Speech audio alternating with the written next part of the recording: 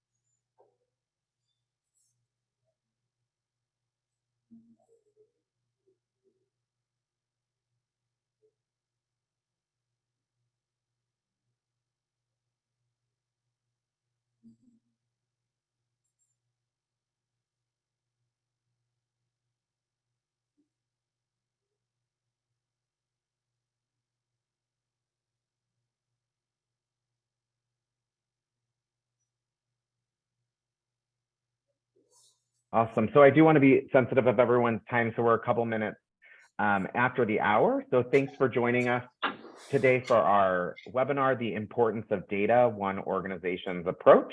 I'm Elliot Masuda, the Strategic Partnerships Manager at Foothold Technology. And I've had the joy of working with Adam and Amy to put together this webinar, and I'll be acting as the moderator today. So before we begin, let's get some logistical items out of the way.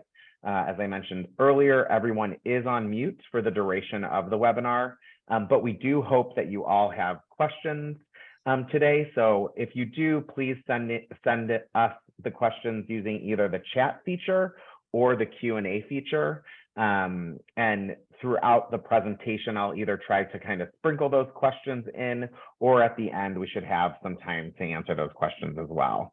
And before we jump into introductions, we want to send a big thank you to New York Alliance for partnering with us on this webinar.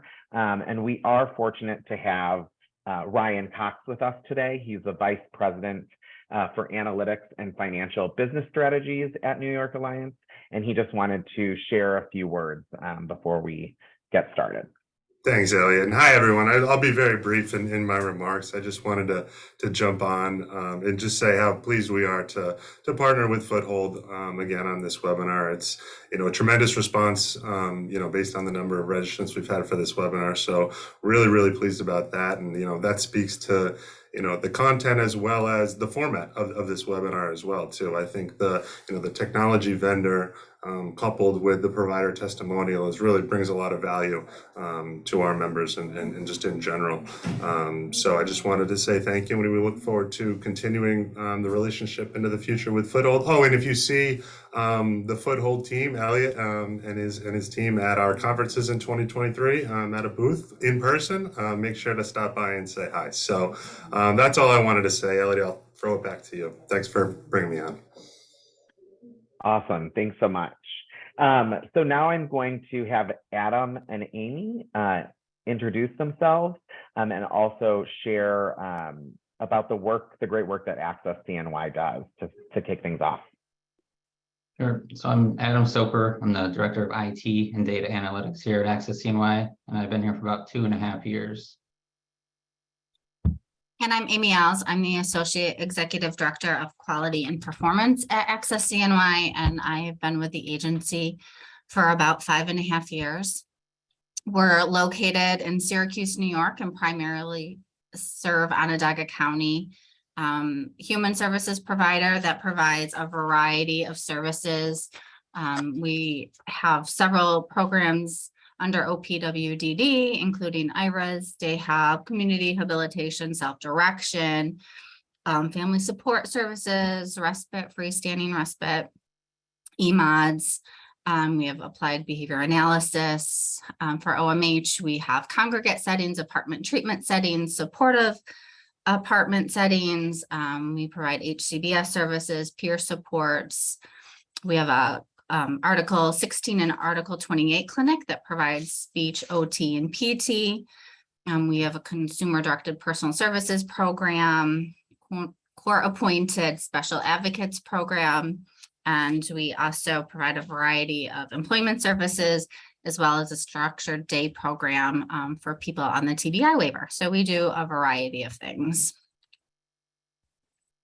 Fantastic. So as Ryan had mentioned, I'm really excited about this webinar. The response of the registrants was outstanding. And so data, I think in general, is a very exciting and maybe daunting topic for some people. So I think a good way to start things, to start the webinar would be, can you share with us why data has been so important to your organization? Yeah, happy to. So thinking of back a few years and a little bit before COVID and prior to us having Adam, we started having lots of conversations internally about how we could start collecting data to help really inform our decision making and be able to analyze our performance and help us make some informed business decisions. We wanted to be able to set goals and see, you know, are we improving? Are we hitting those goals, or where are our weaknesses? We also wanted to get on the same page as an agency and have a common vision, and having data felt like an objective way to do that. You know, we could bring something that people couldn't argue with. It takes the opinion out of the decision making.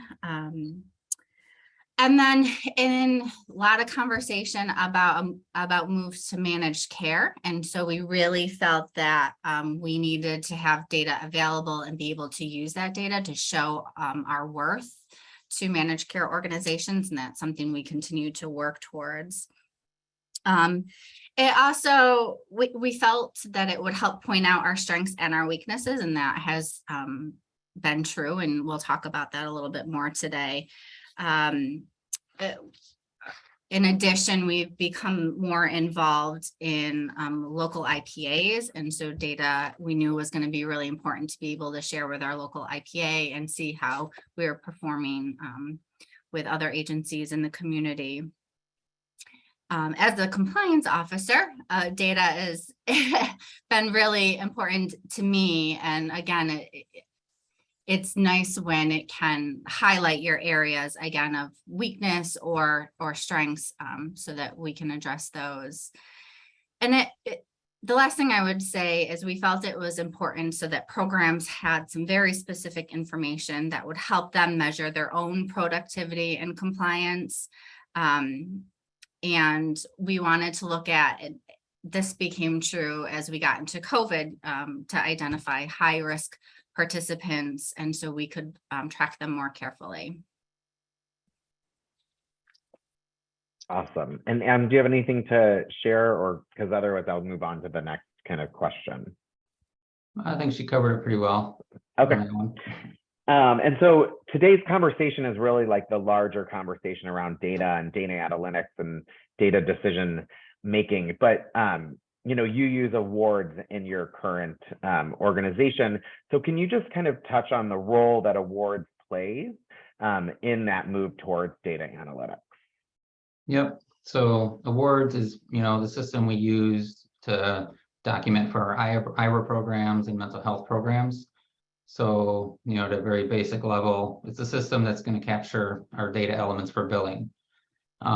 Because of that, you know, we're able to pull out those data points into reports and use those to create, you know, meaningful measures and track our effectiveness.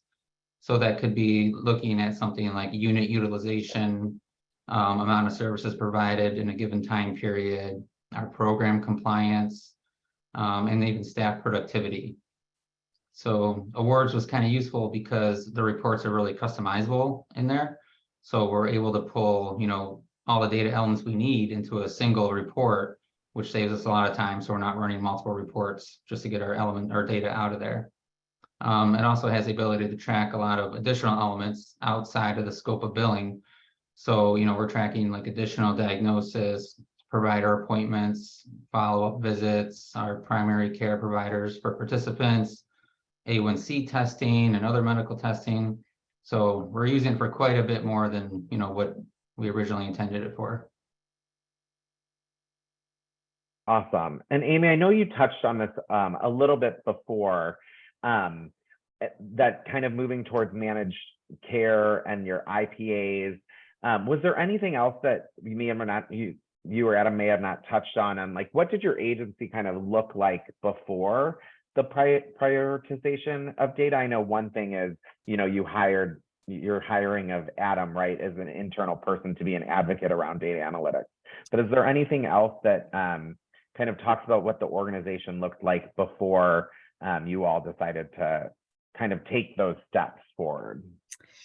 Yeah, hiring Adam was key for us. We did have a consultant prior to Adam that was helping us build a data warehouse and looking at data integrity. But I would say we didn't have a good data governance or process. There was no consistency. So programs, they had the ability to make changes in awards and create data fields or reports for their own specific programs. And so then we lost the consistency across the agency. We were guessing, right? So community rehabilitation, I think for most agencies tends to be a program where you struggle meeting your units and productivity. And so we were guessing like, why is this happening? And so we were able to pull specific data and make informed decisions. Yeah, and so hiring Adam to kind of bring that all together was really key. But we had, and we still have data in different places. So awards is one of our systems, but we have tried to eliminate some of the external spreadsheets and how much can we get into our electronic health records so that the data is consistently being entered. Yeah, it's kind of all over the place is how I would describe it. Yeah, everything was definitely very siloed when I started. Everybody kind of operated in their own world, did their own thing. So I think we're at a better place now where at least people are kind of more in line with each other, even if they know it or not. But just kind of cleaning up the data, collecting across the agency and making it more usable. Awesome. And so that kind of is a good segue into us to talk about kind of your internal process around data-driven decision-making. So I'm going to real quickly, if you want to start talking, either Adam or Amy, I'm going to just share a slide that we worked together to develop that just, I think, talks about in general how you can approach incorporating kind of data decision-making. Yep. So first, we have to identify what the need is for it. So like Amy gave some examples, we work with a lot of IPAs. So we need to know is the need, internal or external? What are we going to use it for?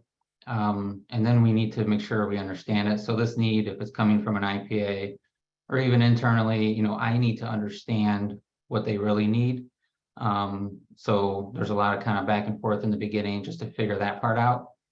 And then once we have that figured out, we're going to have to develop measures. And in that process, we're going to identify what data points we need.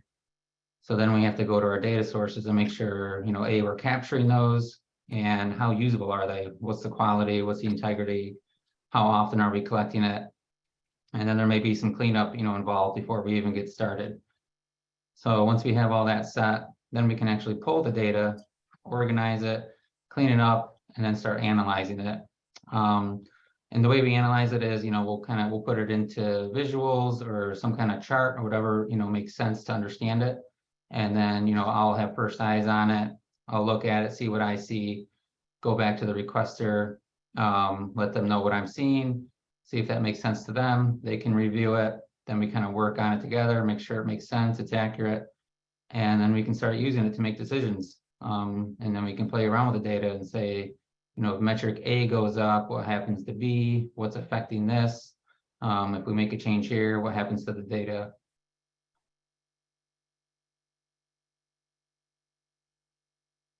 Awesome. Just had a trouble unmuting myself there for a sec. Yeah, so one of the things that when we talked about that I really appreciated is that you were able to share some specific examples.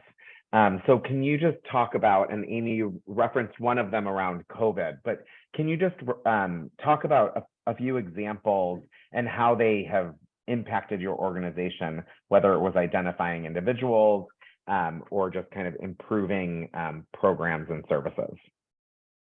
So one thing we did, going back to COVID, kind of around the time frame the vaccine was coming out, is we used this data to identify our most at-risk participants.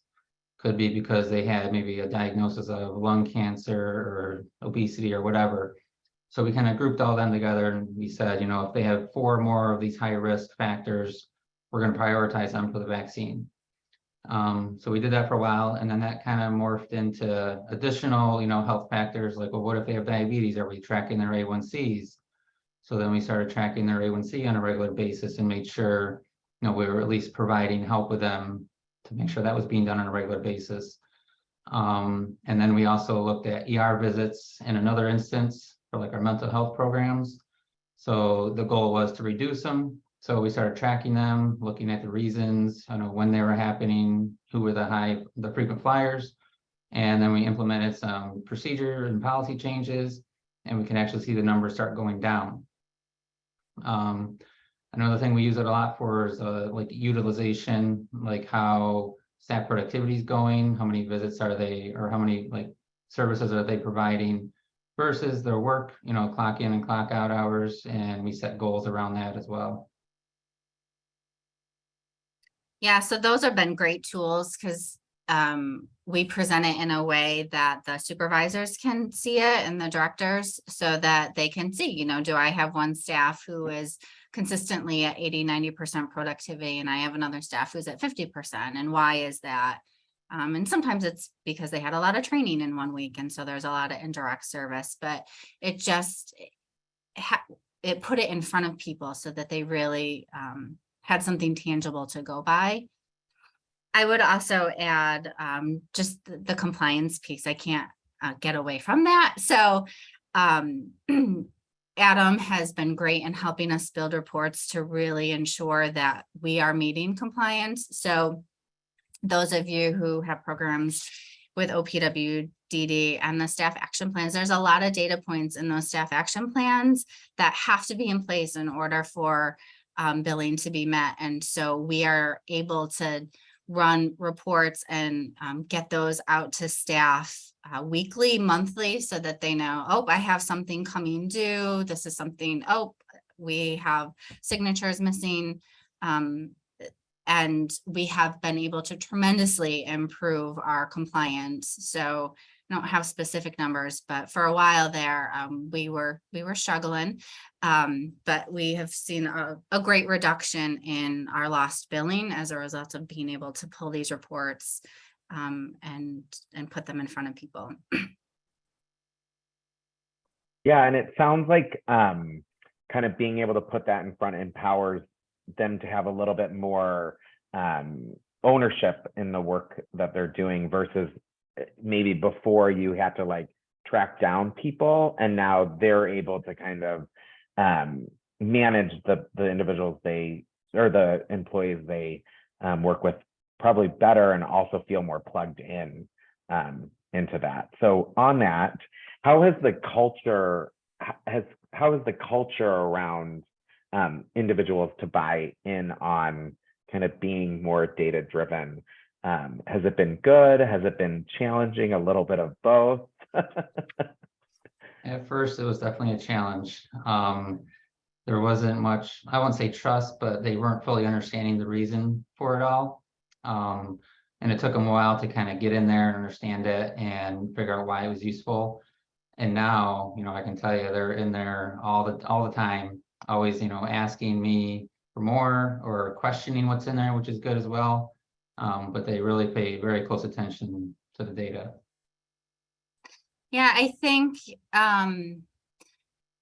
everyone can relate to this, especially with COVID, right? We kept hearing, we're so busy, we don't have time. And so it's helping them understand that this is a priority and why. So I think getting your direct care staff or even your frontline supervisors to understand what managed care means and how that will impact an agency is challenging. So one of the things we've been talking a lot to staff about is whole person care and social determinants of health.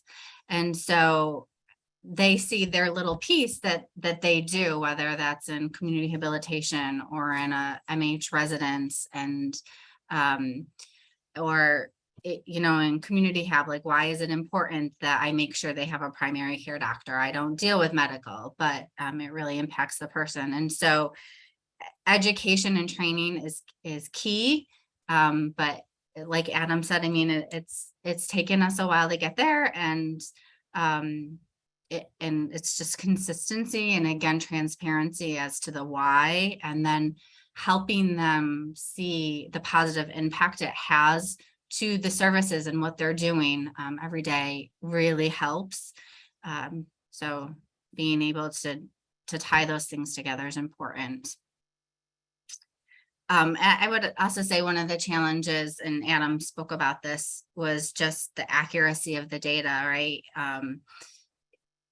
And we continue to get in there and find, people aren't putting in follow-up appointments, or they're documenting it a little different way. And so constantly revisiting that is, that is a continual thing that we're meeting with people about and giving them that feedback. I think staff turnover is also a challenge that I think most people can relate to. So training, making sure you have the right procedures in place so that when you have turnover, that the new person coming in understands the expectations. That continues to be a challenge. And we also talk a lot about accountability. So if people aren't following our procedures, what does that mean? How are we following up with them? How are we ensuring it's getting done? Also is a continued challenge. Yeah, and I think one thing that helps with that is when we meet about these things, we usually meet with many different departments. So they can see that another department might be doing better than the other one. So that really kind of puts the pressure on them, to do it right. So that helps. Yeah. And they can share best practices, what's working well. You're right, that has been a big benefit. And I know that when you talked about kind of the process and you had people bring up kind of, here's what I'm looking to get out of, or can you pull this? Is that just anyone at your organization, or who are the people within the organization that kind of, I guess, get the time, get that one-on-one to be able to make those requests? I mean, I listen to anyone. If it's a good idea, it's a good idea.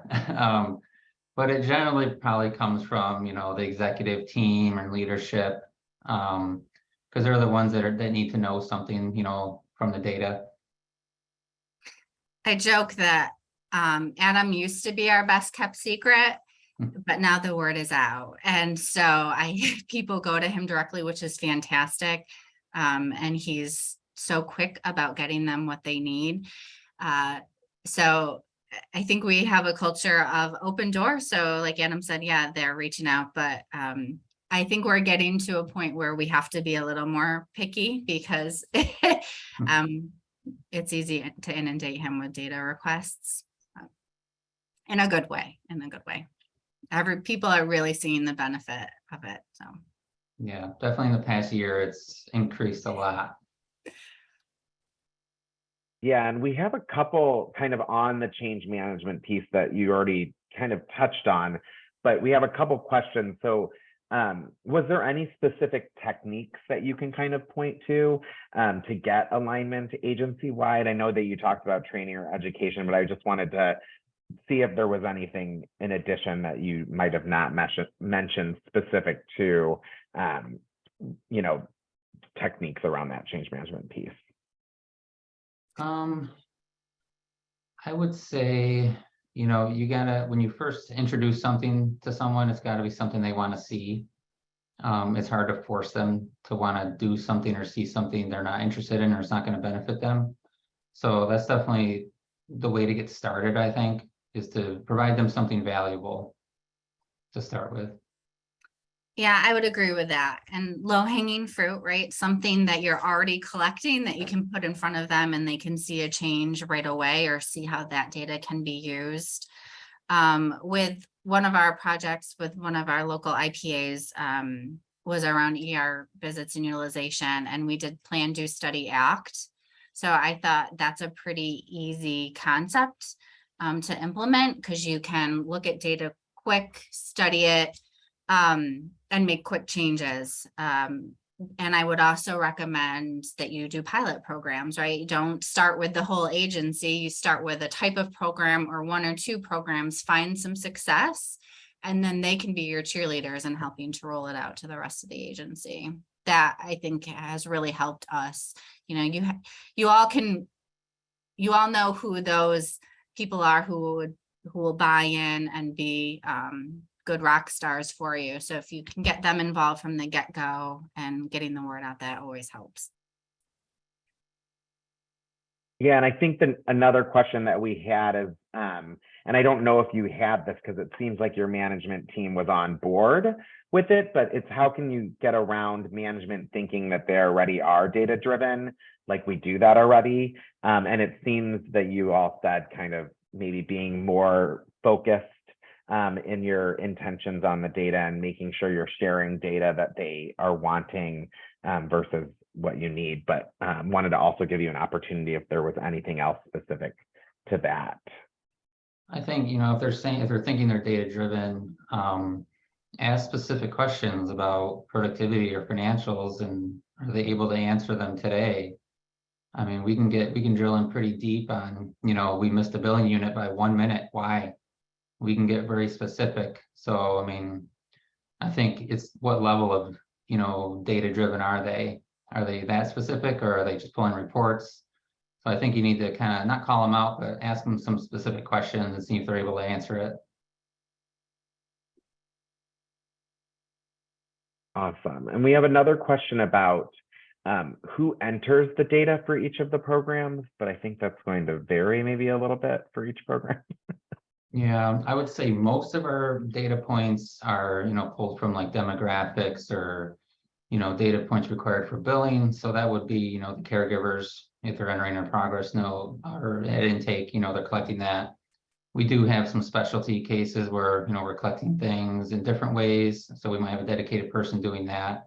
But for the most part, I'd say it's people working in the programs that are documenting services.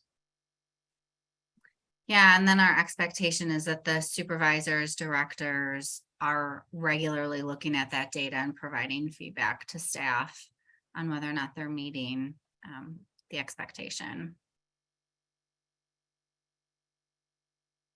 I'm just gonna, we're having questions roll in, so I know that's not the end. We have a few more questions, but we still have a little bit of time, so I'm just gonna kind of go through some of those other questions. Did you provide data literacy education? And I'm not sure if you all understand that question. Yeah, I think I got it. So when we had our consultants kind of build our initial dashboard, it was very large and kind of difficult to understand. So we had training sessions, you know, based on whoever would be using it, based on their job role and what they would be using. So we would meet with them for, I think it was like an 1.5 hour long meetings per group, just to kind of go through every page and explain what everything meant, what affects it, what goes into making it. just to kind of train them on what they need to look for. And if they see a result they don't like, then they know what is affecting that outcome.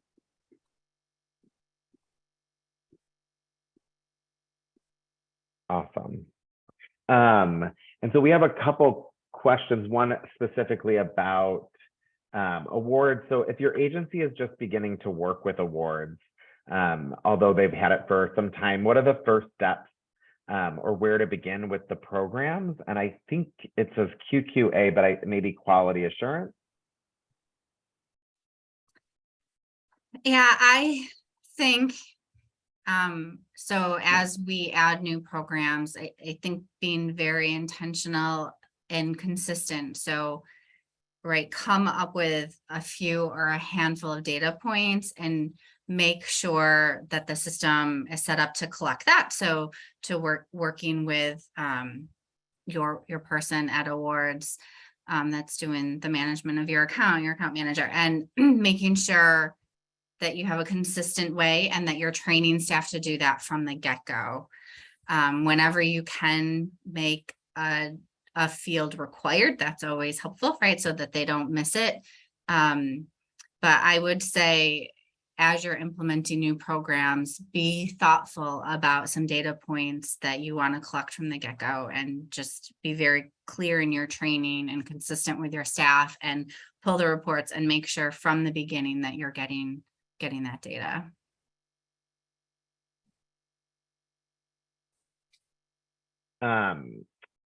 Another question is, so did you move from multiple EHR systems to one system? And I know we touched on this about that the ideal is to be on one system, but I'll let you all share your situation. No, we haven't been able to get it all down to one yet. We just offer such a wide range of services that it's difficult to do.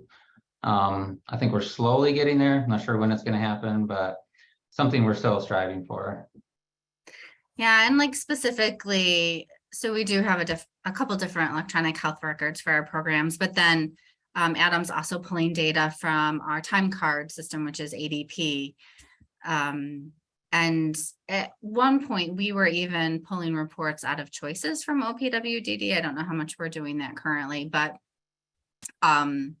so yeah, it's everybody's dream, right? To have one system that does it all. I keep joking that I'm going to be rich and famous someday when I can create that system. I don't think it exists yet, but yeah, so that's where I think Adam is instrumental in our success, is that he has an understanding of all of them and can pull the reports and then put them in a dashboard. We use Power BI to present. Yeah, and I think that that's right. Like the goal is to, as you mentioned before, is to kind of streamline the number of systems. There's always going to be, whether it's a state mandated system, but having the fewest amount of systems. And then that's where I think the layer above is the data analytics, right? Where you're able to have someone like an Adam that can that understands data and can pull those data elements together. Because, time, kind of like you said, your time cards isn't something that's like an electronic health record vendor, because it's more stats. Like, so there's those things. And even if you're wanting to get like CMS data, right, as benchmarks, or just to compare, you're always going to want to pull data in from other systems. So, but one of the questions that talks specifically about Adam. So Adam seems to be critical to the success. It seems like organization needs someone in that role. What type of credentials or background do you need in that role? And did you, Adam, come from an IT data background? Which is a great question. So, I mean, I've pretty much always worked in IT, so to speak. So I've always kind of had an interest in data, besides the IT, like technical side of things. So I did, I have a degree in information management, but I never really worked in the data role until my last position, kind of like already 5 years into the job. Some opportunities presented themselves. Okay, we need to pull data. We were going through a system migration, so to speak. So instead of paying, 6 figures to have this data migration I kind of said, oh, let me try it on my own. And that's kind of gave me a lot of experience in pulling data, manipulating data, and then just kind of went from there. And then ever since then, I've had like a strong role in data and analytics, and now I'm in AccessCNY doing it. Yeah, and I would agree that Adam is key to our success. And like he talks the talk, right? So like when things come up, it's just helpful to have someone who understands the language. And so yeah, I can't say enough. Everybody should get themselves an Adam, but you can't have ours. So we did kind of answer the question already, integrating other information systems into your data warehouse. And then have you integrated Access VR programs into awards? We do have those in awards. I don't know if Amy has more information on those.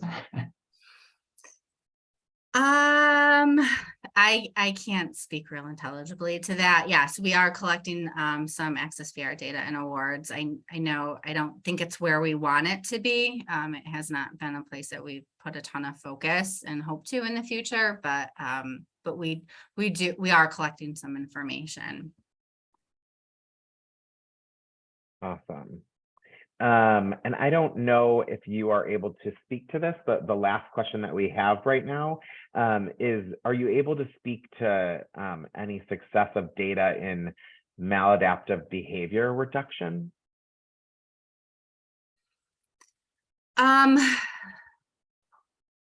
No, this is on our list of things to really investigate and figure out how we can use awards or other programming to do this. But no, I don't think our focus with Adam in particular hasn't been in this area to this point. Awesome. So getting back to kind of some of the other questions is, I feel like everyone probably on the call is in a different place in their data journey. So I guess what advice would you give to providers in, like, I guess just different stages of whether they're at the beginning or if they're kind of where you all are a little bit more, you know, further along in that, any advice that you're willing to share? Yeah, I think we've said a few things already, but I would definitely suggest, you know, start small. And start with something that your audience wants to see, because you have to build that trust up front, or they're gonna just ignore it and tune it out, and they're not gonna come on board. And then also be prepared to change, because people don't know what they want until they get what they ask for. So they might ask you for one thing, they see it, and then they're gonna have 10 other requests afterwards. So just be prepared for that. Yeah, I would add to celebrate your successes, right? I don't know that even we do a good enough job with this, but really recognizing the work that's being done on the program side, because usually it is an ask, you know, can you please collect this one more piece of data? So really acknowledging the work they're doing and showing how it's having a positive impact on services and the participants you're serving. And to reiterate that finding internal leaders and people who can be your cheerleaders and that are well respected in the agency and others will listen to, right? I mean, I'm sure people say, well, Amy and Adam aren't in program day to day, they don't understand, but so find people that are and that are finding success or are buying in. I think that is also key. Mm-hmm. Awesome. So I'm going to see if there's any other questions rolling in so the last question that we have is there anything else that you would like to touch on or talk about that you feel we haven't covered yet? Just from my own standpoint, I would say as you get going in this, try to automate as much as possible. It's definitely easier as you're building things to, oh, I can do this manually, or they're going to track that over here in a spreadsheet or do that. Just put in the work up front to track it properly and make things as smooth as possible to pull these reports. Because once people start using it, it's, nonstop, and you're gonna get bogged down in kind of the work of just pulling the data. Yeah, I would add too, I think one of the great things about having these reports and this data at our fingertips, so we've started supporting and collaborating with some other local agencies. And so having this information available helps me feel confident as I'm supporting other agencies, whether in their compliance activities, training, any data points. It really, it's made it easier. It's a lot less cumbersome so we're like, yeah, we're happy to help you because the data is at our fingertips and it's easy to look at. I would also say that the other thing I would share is we've started to do some work around social determinants of health. So we're having all of our participants complete assessments at intake and annually. And so we're collecting that data and using that to really help them get services outside of what we offer. And so that is really exciting for us. And so I just like to share that. So we're able to look at trends and see that 40% of people have food insecurities. So then we can focus our efforts on what programs are out there that we can be offering to people. So that's kind of a neat thing that we've added in the last few months that I'm really excited and proud about.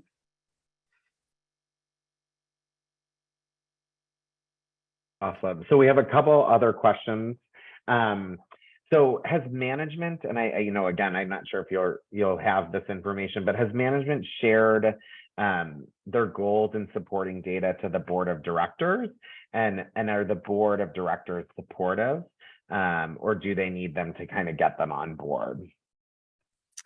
I would say yes, we share with them. So I've started including some of these goals, these data points in both our compliance work plan and our quality work plan annually, so that it's very clear some of the data points that we're collecting and looking at, such as ER utilization, and I mentioned like A1C. So our board is very interested in how we're preparing for managed care. So that's an expectation of them, and that's how we're fulfilling that, and at least annually reporting our progress there. We've also added I believe he's a CIO to our board within the past year, so that's helped a lot. Yeah, it's always good to have some internal resources. And so I think you both mentioned kind of using a consultant before Adam came on board. Could you expand on the role of the consultant as you started that journey? And was it always kind of, did you envision that to be a stepping stone, or was it like you realized that, from the work that they were doing, that you needed someone internally? I think we always thought it was a stepping stone. We weren't sure what the position looked like, which is why we started with a consultant. So they came in and analyzed and looked at where is all of our data, how are all these programs collecting it and keeping it, and it was overwhelming. And so they then identified that we needed to find a way to pull it together, which is how we ended up purchasing Power BI. We had that before Adam came on. And then once we had that figured out, it made sense to bring in somebody to manage all of that. So yeah, it was really helpful for them to come in and do an assessment and give us some feedback on where they thought we needed to be. Yeah, they definitely laid the framework, and then we went from there. And there was some overlap, so they helped us hire Adam. I certainly didn't have the knowledge in order to hire for that position. And then they stayed on for quite a while as a resource, and as we transitioned things over to Adam. Awesome. So we can have a conversation about this, but this next question is, and kind of touches on like how awards plays into your data infrastructure? And then do you use SQL Server data to make reports and pull data into Power BI? I just can touch really quickly on from like the award side. They use Power BI. We also have awards insights and our own data warehouse. As Amy had mentioned, though, we released that recently. They had already had this infrastructure. So I guess if you can, Adam or Amy, kind of just talk a little bit more about, how we're one of your electronic, documentation systems, and maybe a little bit more, Adam, about the infrastructure itself on how you're using to create reports and dashboards and data analytics. Yep. Yeah. So for awards, I mean, we're pulling reports to spreadsheets pretty much and storing them, in a shared folder. Awards does offer, like Elliot said, insights, which I believe you can connect the data directly through Snowflake if you want to get technical. So there is that option. We don't use that currently. And most of our other AMRs, we're running reports and saving spreadsheets out. Usually we have like an admin assistant doing that daily. We have very few sources where we can connect directly to a database, but that's kind of the reason we use Power BI, is because it connects to anything all at once and, pulls everything in and cleans it up. So that's worked pretty well for us.